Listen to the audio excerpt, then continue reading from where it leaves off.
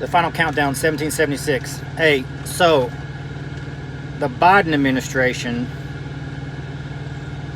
is giving $6 billion, with a B, $6 billion for 5 Iranian/American dual citizens, prisoners. We're exchanging $6 billion for 5 American, half Iranian dual citizens. But we don't negotiate with terrorists. No. We would never do that. That's not negotiating with them. No, that's not what that is. I don't know what it is. That's not negotiating. No way. Sounds like quid pro quo from my point of view, but I'm sure the Biden administration would know nothing about quid pro quo. Surely not. They wouldn't know anything about exchanging money for something in return. No. Come on. Get out of here. It's impossible. Would never do something like that. So, we do not negotiate with terrorists. Iran has said out loud many a times, every chance they get, they would love, right? They would love to wipe the United States of America and Israel off the face of the earth.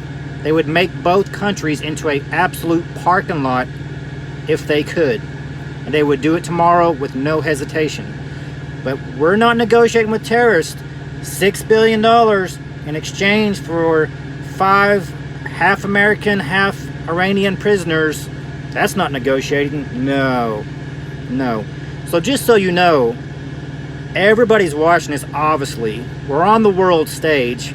And at this present time, August 2023, Russia, probably not the most favorable people on our, as far as friendly people right now to us, and or China, we keep getting duped every time we turn around, and they make it look like they're doing us favors, and we're acting like they are for some reason. But Russia and China have American prisoners right now. They absolutely have American prisoners, and they're watching us with stupid written on our foreheads. Say for years, we don't negotiate with terrorists. We don't give ransom money in exchange for terrorists, because when you do that, anybody else who either might have American hostages currently, like Russia or China, which they both do, they might just do the same thing. Imagine that. There's a reason why we have a policy. We don't negotiate with terrorists. There's a reason for that. And then now the administration is trying to spin it saying, oh, but we're only going to release the money for humanitarian purposes. $6 billion. Here you go, Iran. But you can only use it for food and water and medical aid for the people who need it. Everybody's sitting back, and the whole world is laughing at us. They're absolutely laughing at us. It's embarrassing. I've never been embarrassed in 47 years I've been alive. I've never been embarrassed of my country. This might be the start of being embarrassed.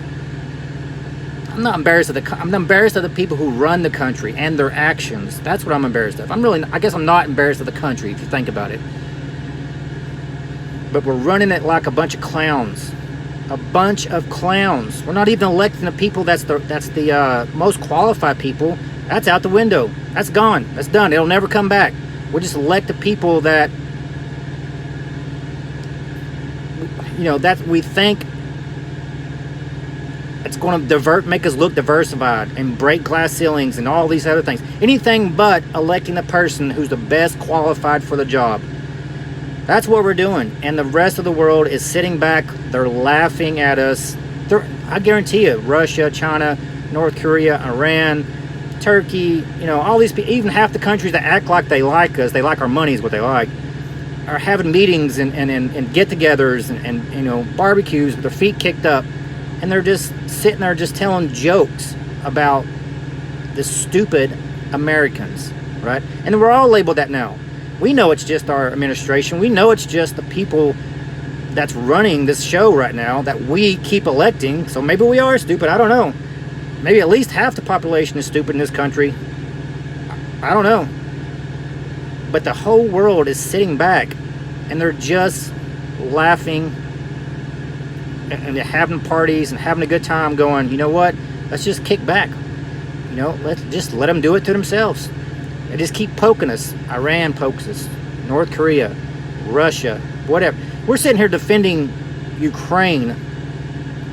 We're defending Ukraine, a country that's known to be one of the most corrupt countries in the world, against Russia, a country that's known to be one of the most corrupt countries in the world. That's okay. Spend all the money on Ukraine. By all means, do all this. Yeah, we love them. But in the meantime, somebody who's been loyal to us from day one, Israel, who's surrounded, the whole country is surrounded by nothing but evil.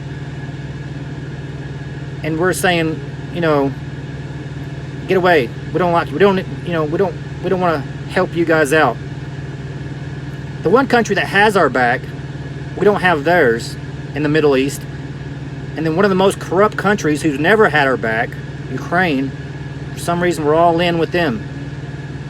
Who is making these decisions? I mean, what is going on around here? It's embarrassing. It's absolutely embarrassing. And we're all being laughed at. And nobody can make sound, you know, just normal, average decisions. It just doesn't make sense. Somebody, please leave in the comments. Tell me, what is going on? What is going on? Can we keep doing this? Can we do this for another 4 years after 2024? I don't even think it's possible. I don't even know if we can make it to 2024 at this rate. The wolves are at bay, and they're licking their chops.